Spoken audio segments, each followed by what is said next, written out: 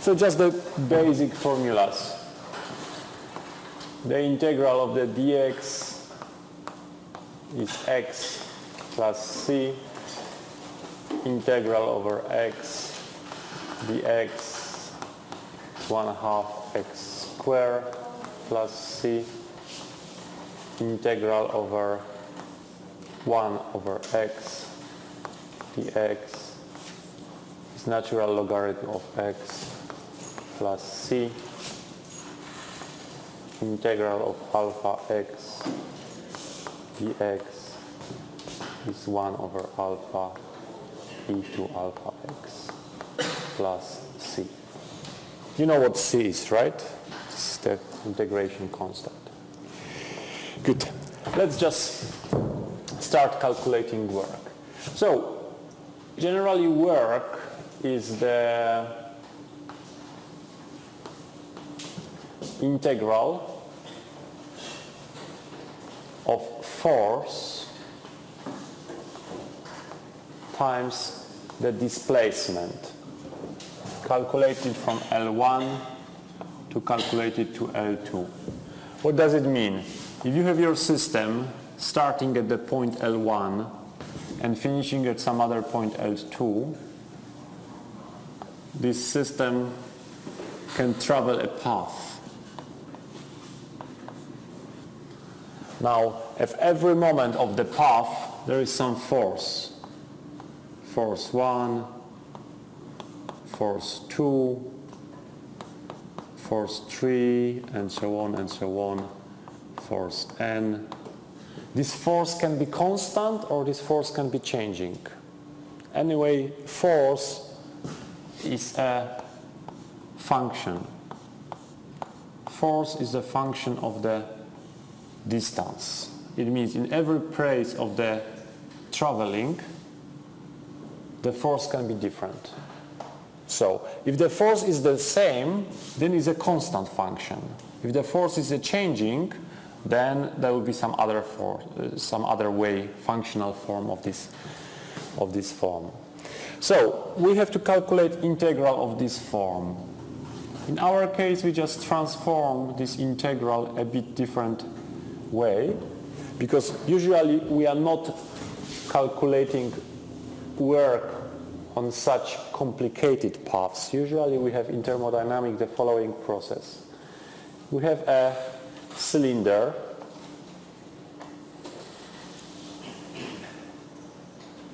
filled with gas.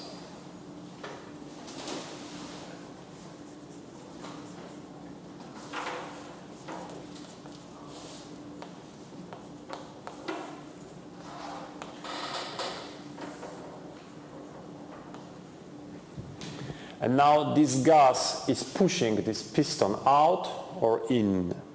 So we are doing some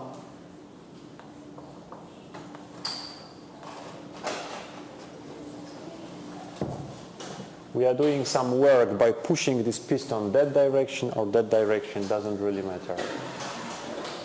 So the path is a straight line because the piston can only move that or that direction. It's not a curvilinear path like this one. So much simpler. So another thing is that this gas has some pressure. We can write the force in the following way. There would be force divided by A times dl from L1 to L2.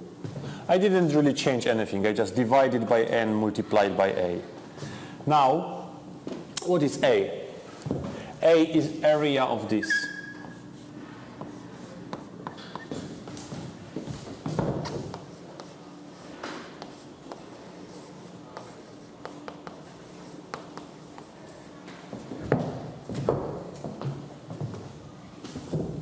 Then I can change this one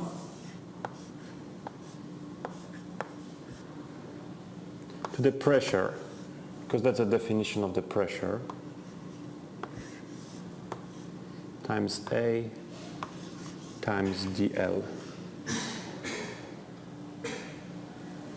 And I can modify this one a bit more.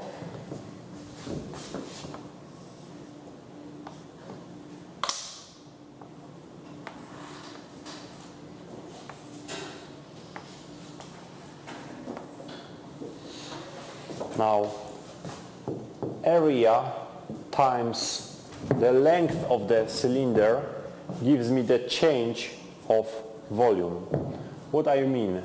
Imagine two situations.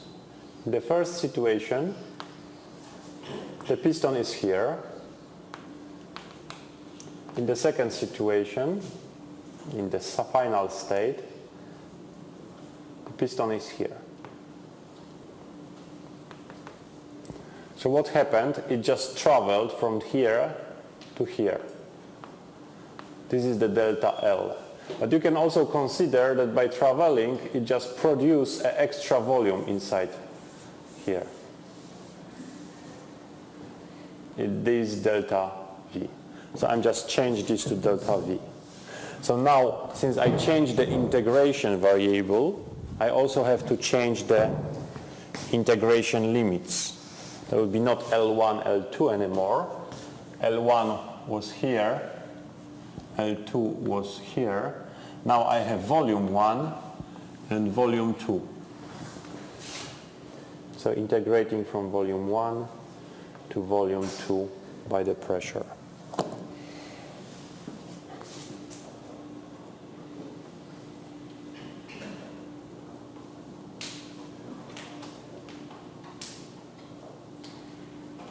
Good. The definition that I gave you before for the work was minus integral of V1, V2, P external times dV. Now let's compare these two. They are a bit different. The first difference is the sign. Here is minus, here is plus. Where I lost the sign in this derivation. Kind of simple thing. Here I have a vector multiplied by a scalar product with another vector. And here I still have a vector, and this is a scalar multiplication with another vector.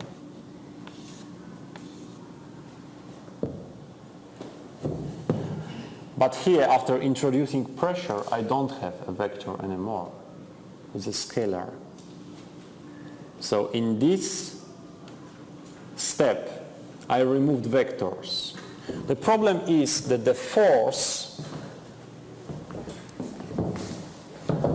is acting this direction because it's the force from outside, while my path is acting this direction.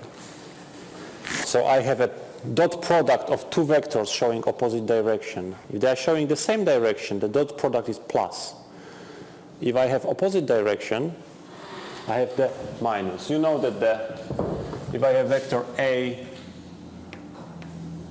times B, this is nothing else than the length of A times the length of B times the cosine of the angle between them. In my case, the cosine of the angle is 180, and this one gives me minus 1. Okay? So by removing vectors in my thinking, I introduce the minus here, which is not very obvious if you don't know what we are doing. So we have already the minus. Now there is another thing external here. By definition, there are two different pressures in this system. There are one pressure inside, and there is one pressure outside. They can be equal or they can be different. Now, when they are equal, exactly the same, nothing is happening because there is no force, there is no impulse driving the system that or that way.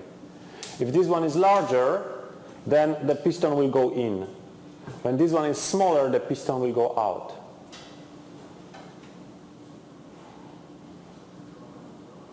But now, think for a moment, when we say about the force acting on our body and making it work, we are always thinking about external force.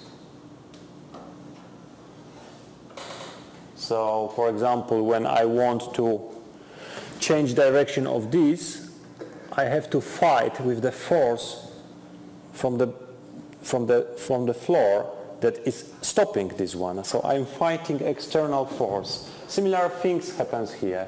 So always I should really consider here external force, not internal force.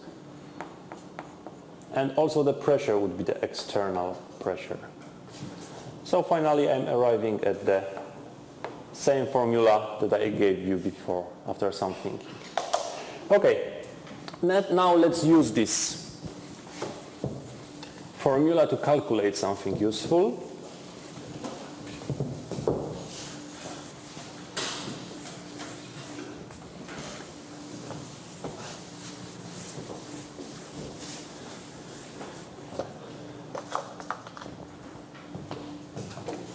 Let's calculate something what is free expansion.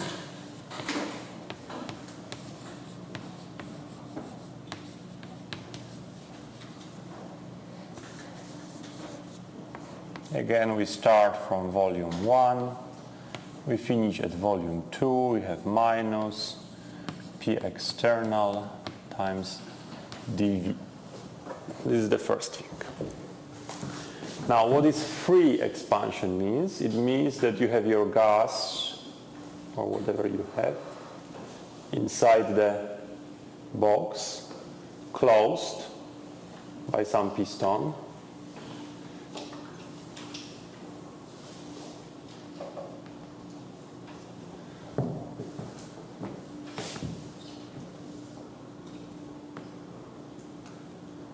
And now the external pressure is 0. What means, in other words, you are expanding into vacuum. If you are expanding into vacuum, you are just substituting 0 here.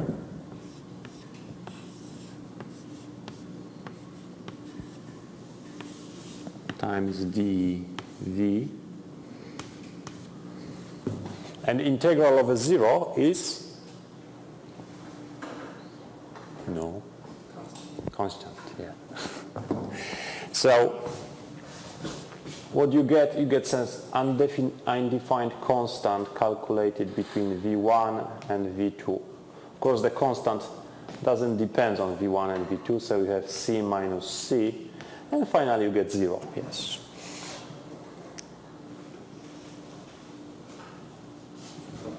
But the important part of this calculation is that the work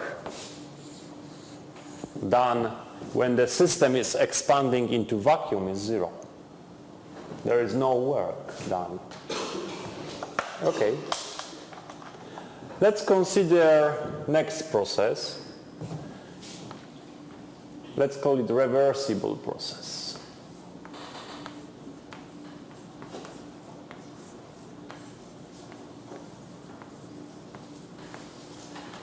What reversible processes are, it's not very easy to understand. Maybe the main problem with understanding reversible processes is they don't exist in nature. There is not even one reversible process. They only exist in our head because it's very easy to write down equations for reversible processes. Reversible processes means that okay, let's try to write down the definition.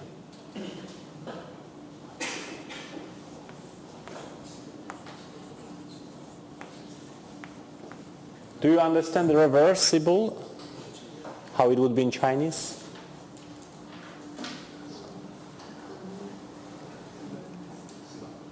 something can be reversed. Okay. So this process can be divided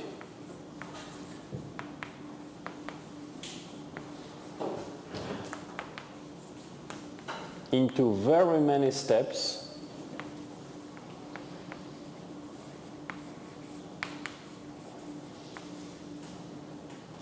So this is the first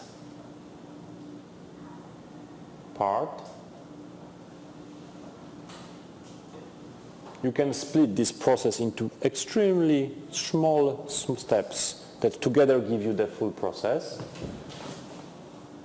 Second, in every step,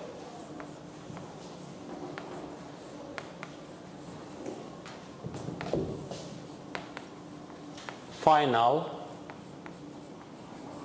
and initial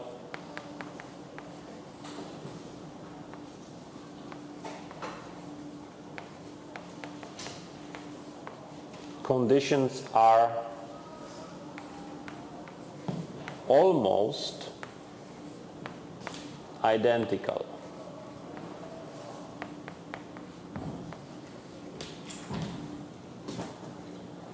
So now the problem with the reversible process is that the conditions are identical, but when they are exactly the same, then there is no reason why the system would go right or left.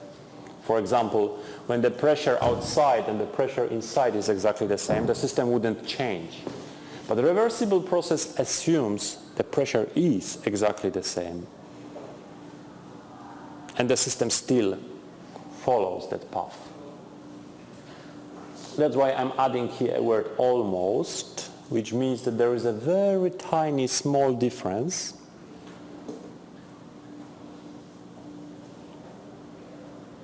that makes the system go one way or other way.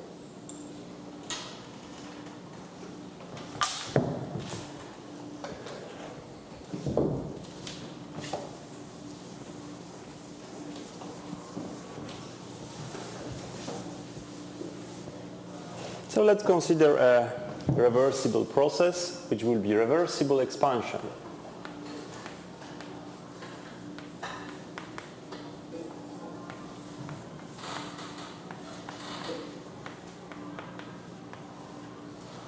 Of ideal gas.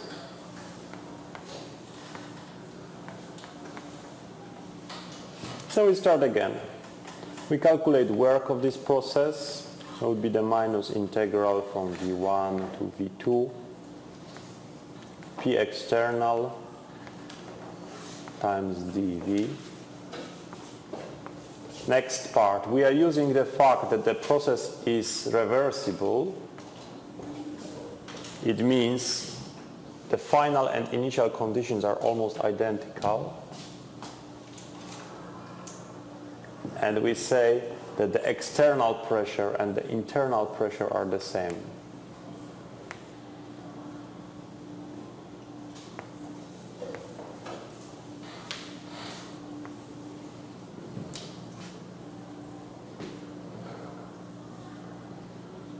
Good. Now I'm using the assumption that it's ideal gas, and I'm having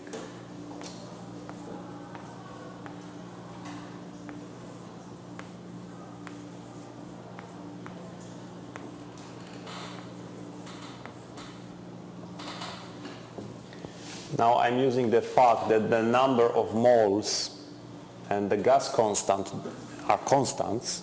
They are not changing during the expansion.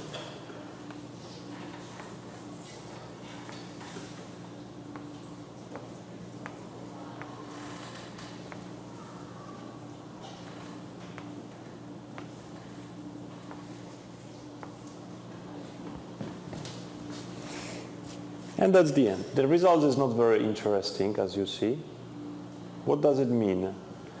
I have that the volume is changing and temperature may be changing. If this is the case, that the temperature is changing during expansion because I have some heating or whatever, then I cannot calculate this integral if I don't know what is the dependence of temperature on the volume. So to calculate this integral, I have to do some extra assumption here. It's an isothermal process.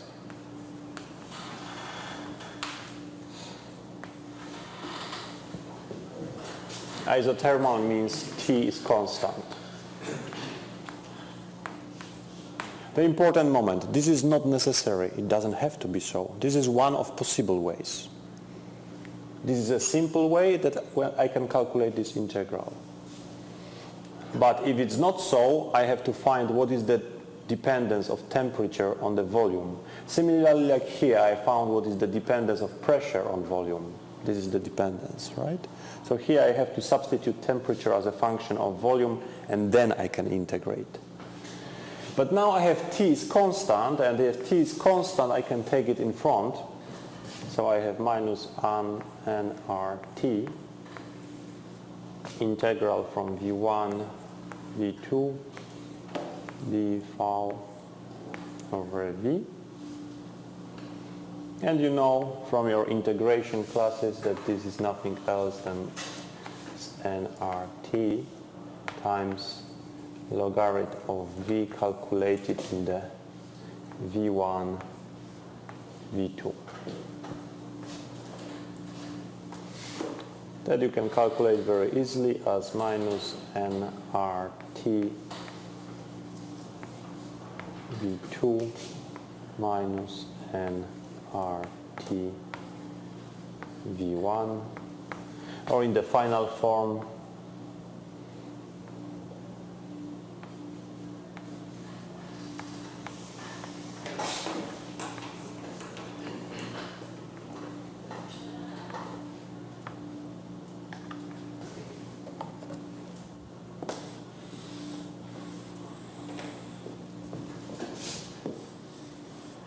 So I'm finding that the work done in the reversible expansion of ideal gas is given by this formula. Now, why this formula is better than this formula? There is one very big reason.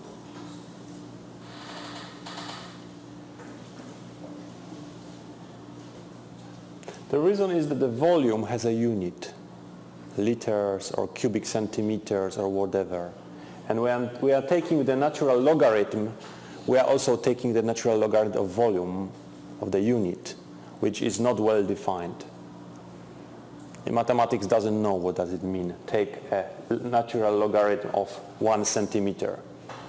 But here we have volume divided by volume. The units are divided by each other, and we get just a number. And taking a natural logarithm of a number is well defined. So this is the preferred formula for this. Because this one has physical sense. This one is not well defined.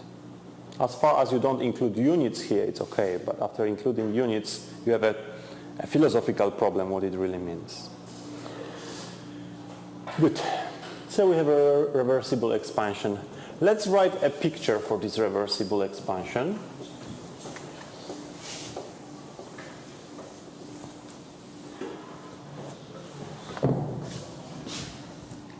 At the time 1,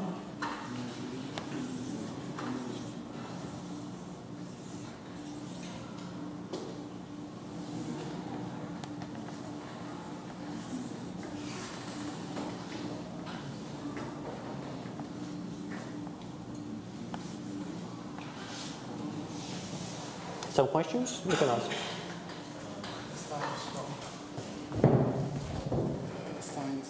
Sign is wrong.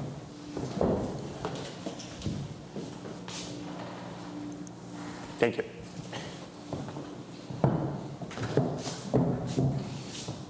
So let's write a few pictures for this reversible process.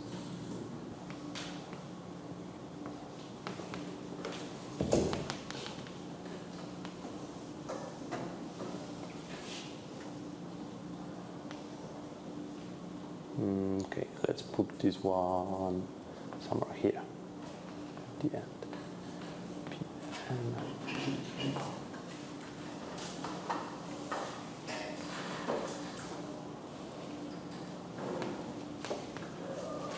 So we have a process divided into n small pieces. In every piece you can measure pressure and volume in this system. Now, in the reversible way, the pressure outside is exactly the same in every step. Here is Pn. So not only the pressure inside is changing, but also the pressure outside is changing. And it's exactly matching this one, the pressure inside. This is difficult to imagine, because if the pressures are exactly the same, why this one should move any direction?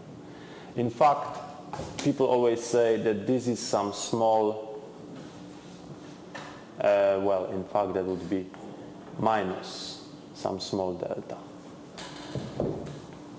And delta is very, very, very, very small. But the problem is that this delta makes it already irreversible. So it exists only in our brains, that's such a process. And we will learn that in the next class, something more. But you can just think about such a reversible expansion of ideal gas. And the reason why it's important is that when this delta is really small, this equation is almost correct.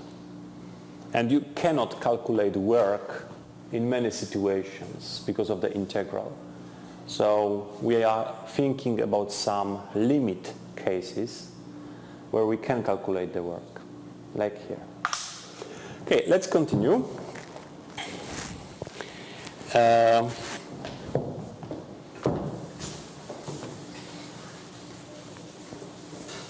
Now we define a new quantity called heat capacity.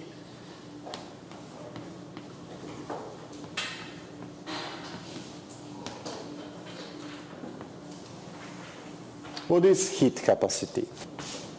Heat capacity is defined by the letter C, and is the amount of heat necessary to change temperature.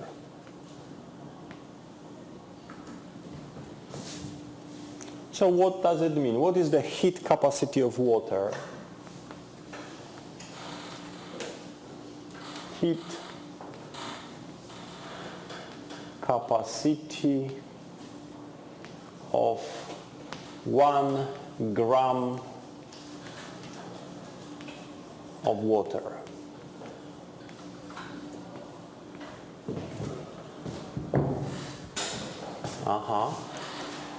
Is the heat, or you can think as energy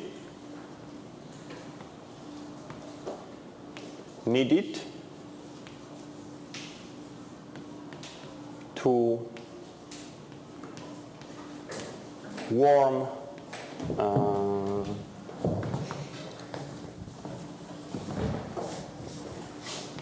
1 gram of water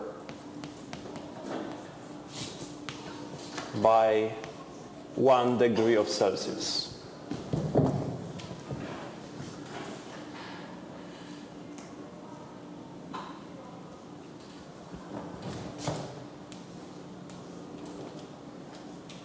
And this is around 4.18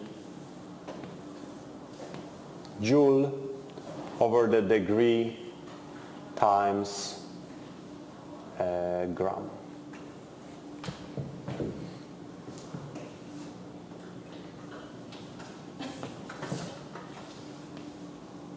This is Celsius degree, and this is gram.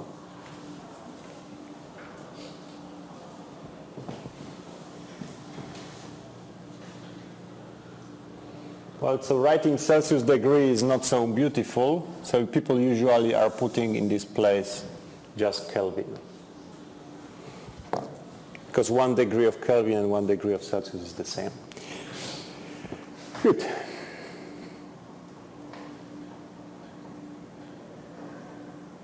But now you may think for a moment, heat capacity.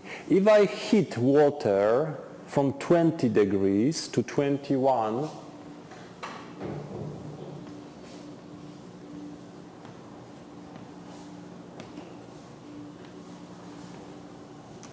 or if I heat water from 98 degrees to 99 degrees,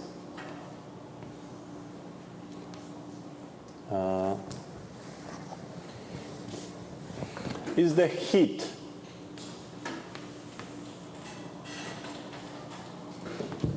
exactly the same?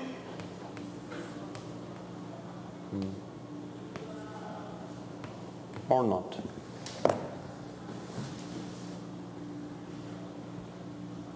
It means it's a constant function of temperature, or it's not constant function of temperature?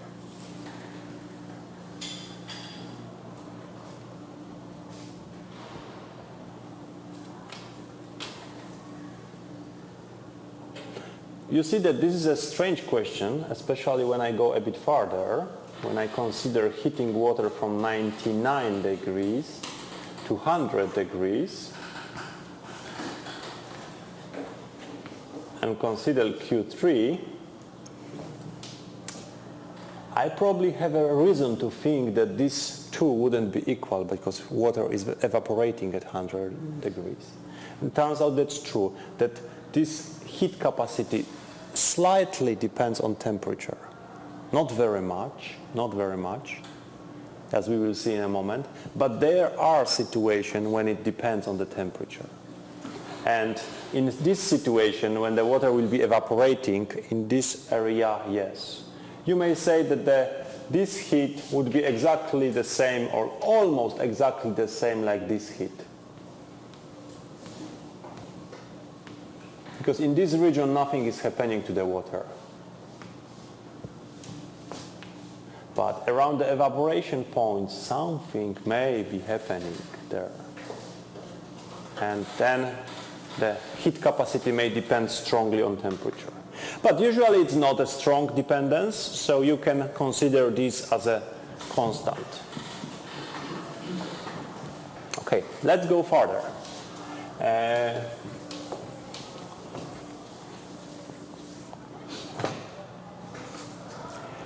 There is something what is called molar heat capacity.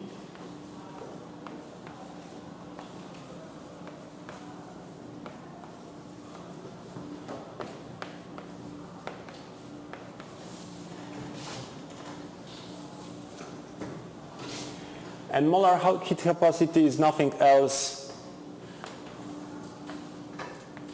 like heat required to change temperature by 1 degree for the 1 mole of substance. So just number of moles. And here you have small letter m for molar.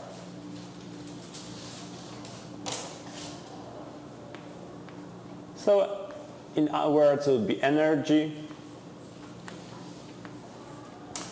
required to change temperature, and we know that in our cases of 1 mole of water, but it not necessarily,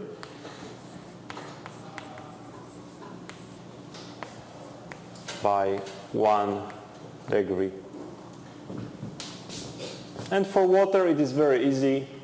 It is 4.184 joule Kelvin times gram multiplied molar mass of water. Oh, good. Yeah, good. 18 gram over mole, which gives around 75 joule over Kelvin over mole.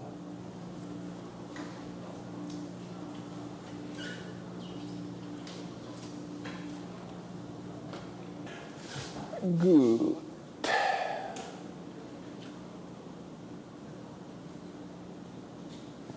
Yep.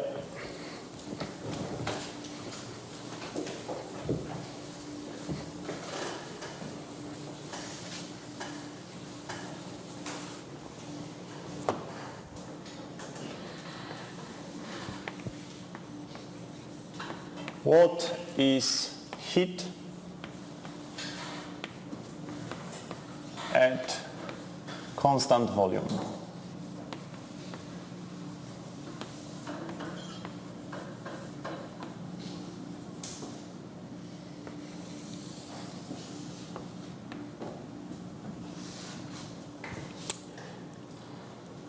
We know that generally from the first law of thermodynamics, change of the internal energy of the isolated system is the heat plus work.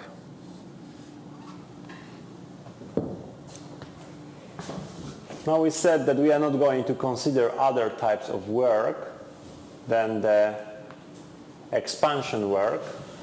So that would be minus P external delta V. You are already grown-ups. I'm not going to use this misleading notation. Let's use the integral notation. The change of internal energy, the smallest possible change, is equal to the so-called elementary heat plus elementary work. Unfortunately, I cannot write dq and I cannot write dw. These are wrong. And the reason for that is a bit complicated. And I have to explain you anyway today, so let's do it now.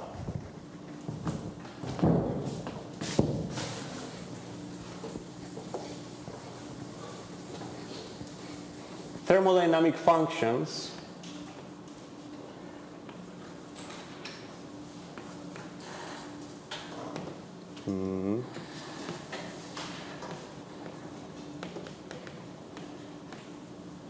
can be divided into so-called state functions.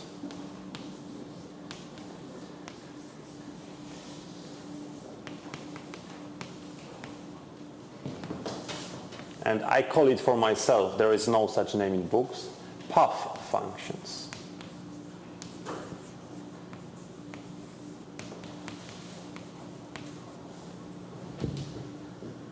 And example of the state function can be temperature, pressure, volume, internal energy, enthalpy, entropy, Gibbs free energy, and many others. Examples of the path functions can be, for example, work or heat.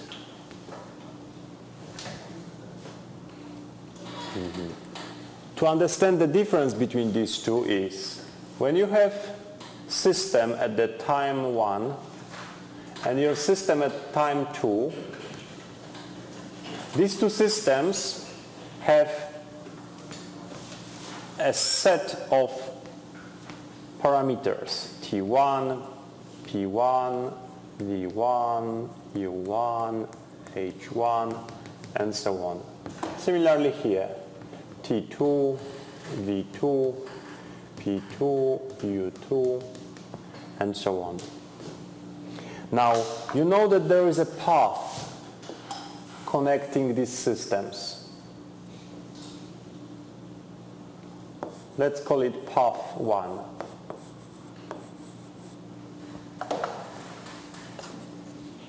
And there is another path connecting these two systems. Call it path 2.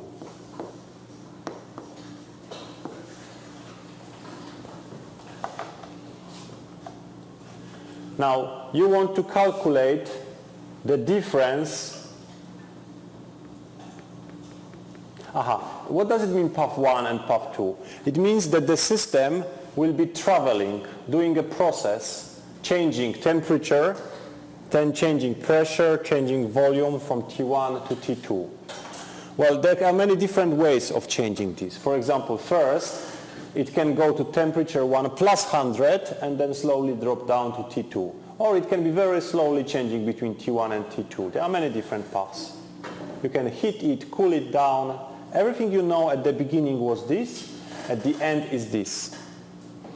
So it turns out that many functions, like for example internal energy, can be given as U2 minus U1.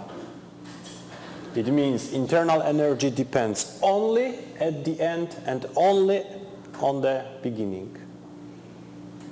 This is called state function, because your function depends only on the final state and the initial state.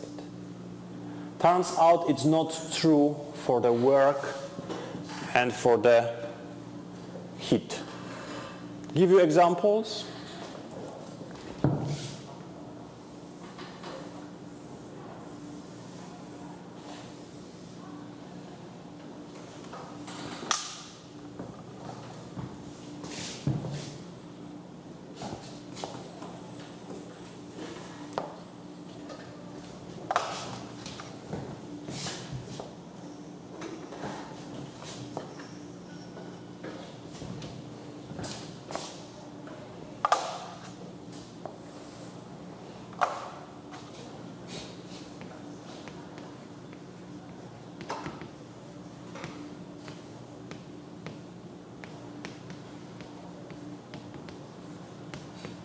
We have two tourists in the mountains.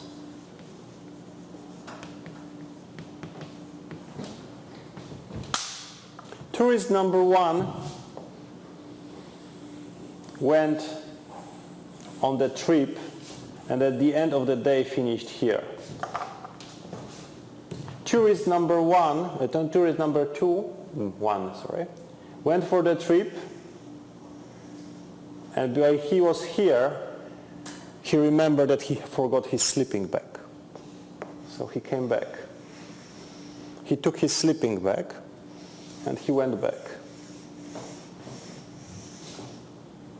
Both of the tourists started at the same place and finished at the same place.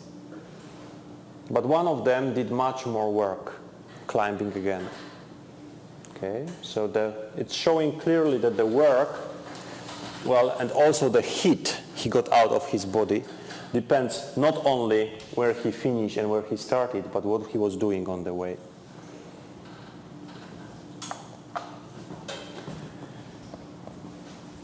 Okay, so we have these two functions. Now, for this one, you can write dt, dp, and so on and so on. For those, you cannot write dw.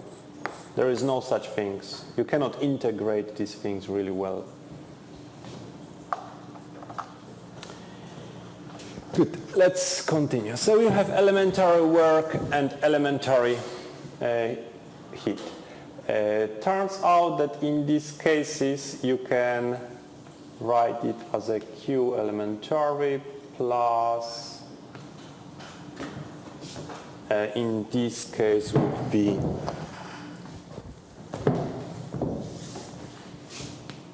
minus P external dV.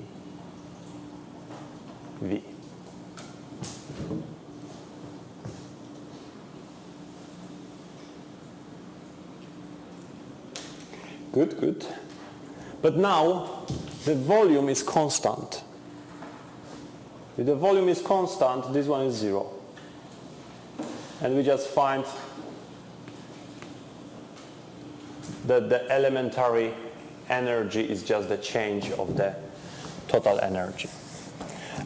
If this is true, then the total change in energy, which would be the integral from state 1 to state 2 of du, and it would be the summation of these all elementary works from state 1 to state 2, and I just denote it as Q. So I'm finding that in the constant volume, the heat is exactly the same like the change of internal energy, which gives me a way of writing that in a constant volume, the heat capacity is equal to delta U over delta T, or some people write it more correct way as du over dt.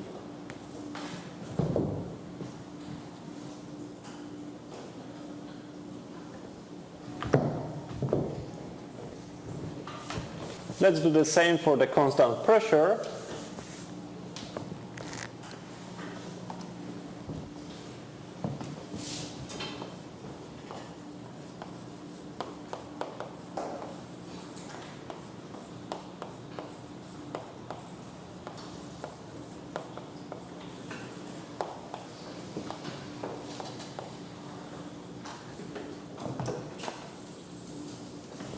And we will make a break.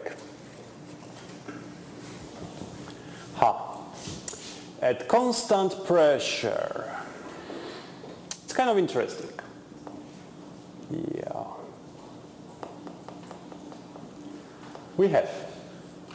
I start from something unexpected, dH, enthalpy, that is defined as a du plus PV, which is equal, of course, to du plus dP times V plus P times dV. And in fact, I should also always add here external, external, external. I'm following this further. I'm plugging that du is just the QL plus WL plus dP external V plus P external dV.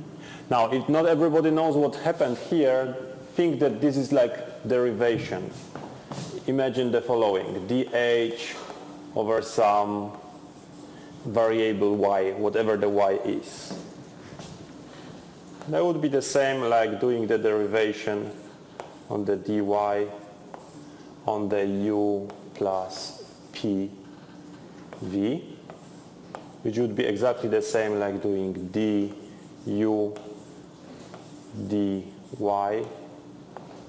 plus, and now I'm making a derivation of a product of two variables. So I have dP over dy times v plus p times dv over dy.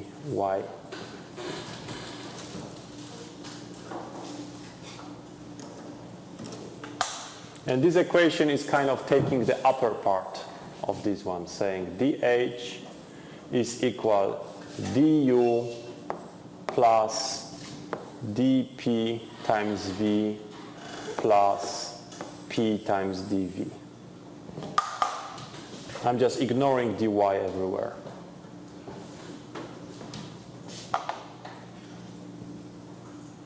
This is not correct mathematically, but physicists are very often doing these things. This is called total derivative. But let's continue. We have this. Now I'm playing with this a bit further.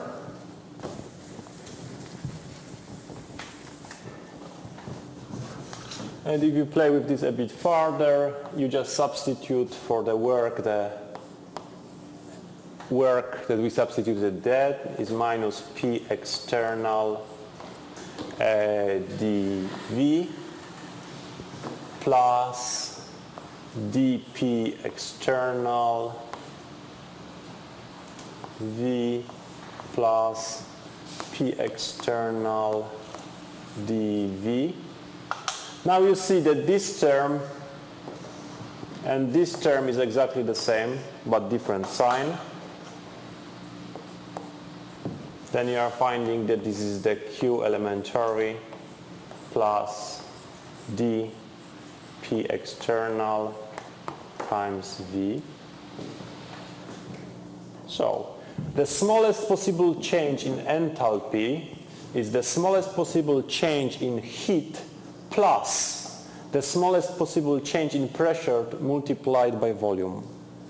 But we have constant pressure. Means there is no change in pressure. It means that the change in pressure is 0. So finally we are getting elementary heat.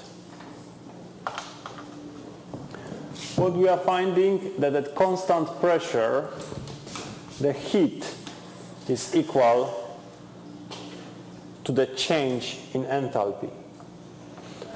So this is for the smallest possible change, which corresponds to this one. Now we have to write the integral form.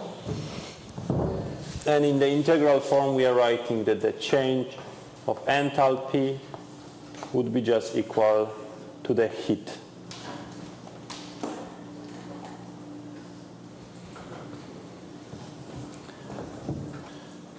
Good, which gives us second equation saying that the heat capacity at constant pressure is equal to the change in enthalpy divided by the temperature. Or even if you want it more correctly, there would be dH over dt.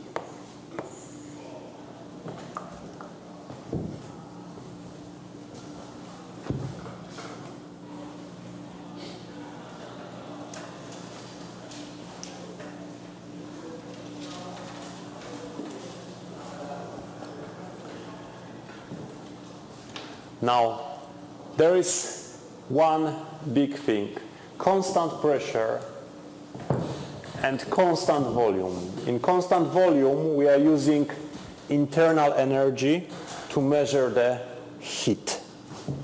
In constant pressure, we are using the enthalpy to measure heat. Now, think for a moment. Constant pressure, constant volume. Which of these two are more suitable for describing chemical reactions? Clearly, constant pressure. Usually when we do some chemical reaction, we have one open tube. Open means that the pressure inside is the same like pressure outside. And another open tube, and we are adding things. Maybe some volume is changed. Maybe some gas is produced, so the volume will be larger, but the pressure would be still the same pressure. That's why we most of the times will be discussing enthalpy, and almost never will be discussing internal energy, because there are not so many reactions happening at constant volume. And to be honest with you, when the volume is constant, and the pressure is constant, these two are almost equal.